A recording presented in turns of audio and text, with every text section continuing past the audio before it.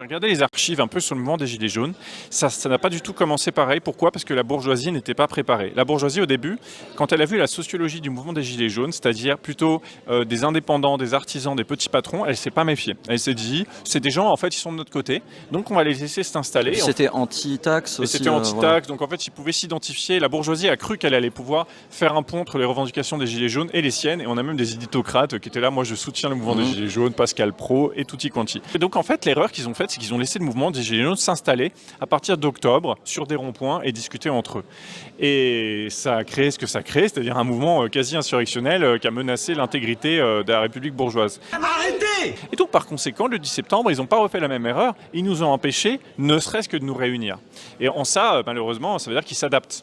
Et qu'ils nous ont empêchés de faire ce qui a rendu possible les Gilets jaunes dans le temps, c'est de créer vraiment des affinités, une solidarité, de créer de la communion entre les gens mobilisés et le reste de la population via des barrages filtrants par exemple. Nous, c'est un peu ce qu'on a essayé de faire à Saintes.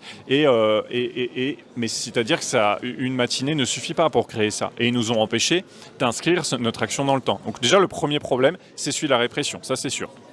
Il y a quand même eu quelques